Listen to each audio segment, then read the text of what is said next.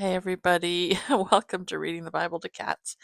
The kitties, Guster and Henry, are not wanting to work today, so I had to um, come up with another kitty picture.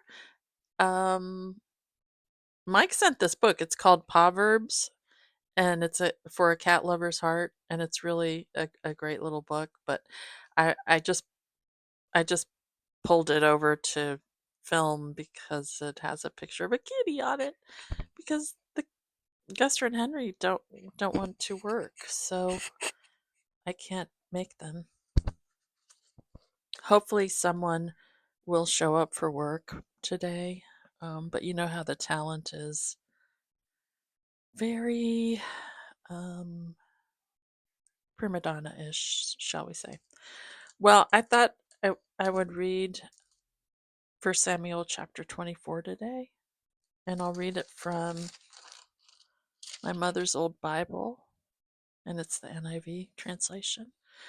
So we'll just continue, and then, like I said, we'll start the book of Revelation, my favorite book. So let's pounce on it. After Saul returned from pursuing the Philistines, he was told, David is in the desert of En-Gedi.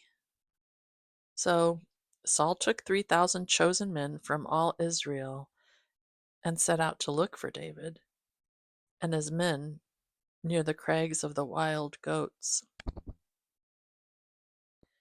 He came to the sheep pens along the way. A cave was there, and Saul went in to relieve himself. David and his men were far back in the cave.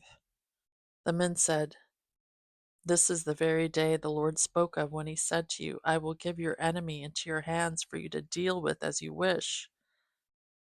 Then David crept up, unnoticed, and cut off a corner of Saul's robe.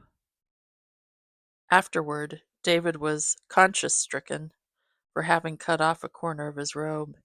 He said to his men, The Lord forbid that I should do such a thing to my master, the Lord's anointed, or lift my hand against him, for he is the anointed of the Lord.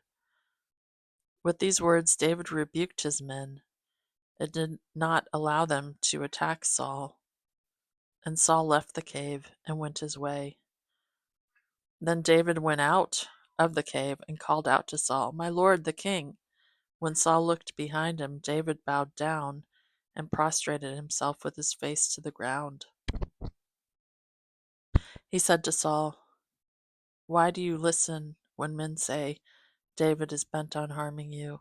This day you have seen with your own eyes how the Lord delivered you into my hands in the cave. Some urged me to kill you, but I spared you. I said, I will not lift my hand against my master, because he is the Lord's anointed. See, my father, look at this piece of your robe in my hand. I cut off the corner of your robe, but did not kill you. Now understand and recognize that I am not guilty of wrongdoing or rebellion. I have not wronged you, but you are hunting me down to take my life. May the Lord judge between you and me, and may the Lord avenge the wrongs you have done to me. But my hand will not touch you. As the old saying goes, from evildoers come evil deeds, so my hand will not touch you. Against whom has the king of Israel come out? Whom are you pursuing? A dead dog, a flea? May the Lord be our judge and decide between us. May he consider my cause and uphold it. May he vindicate me by delivering me from your hand. When David finished saying this, Saul asked, Is that your voice, David, my son? And he wept aloud. You are more righteous than I, he said. You have treated me well, but I have treated you badly. You have just now told me of the good you did to me. The Lord delivered me into your hands, but you did not kill me. When a man finds his enemy, does he let him get away unharmed? May the Lord reward you well for the way you treated me today. I know that you will surely be king, and that the kingdom of Israel will be established in your hands. Now swear to me, by the Lord, that you will not cut off my descendants or wipe out my name from my father's family." So David gave his oath to Saul. Then Saul returned home, but David and his men went up to the stronghold. Okay, everybody, that's the end of 1 Samuel chapter 24. And yeah, I mean, King Saul is, I don't know, he's kind of, he's a little bit of a mess, King Saul. He's very disturbed, you know. Um, yeah, he's just a very troubled soul. Um, but yeah, so he went into the I wish one of the kitties were here. Sorry, they're just roaming around me, but they're not wanting to work, like I said.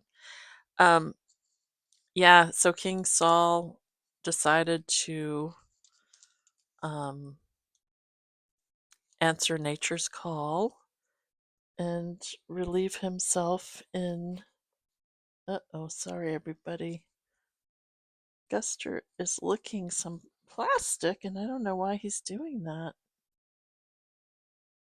I think he wants attention. I guess I could turn the camera. Let's see if I can do that. Hold on a sec. I'll show you what he's doing.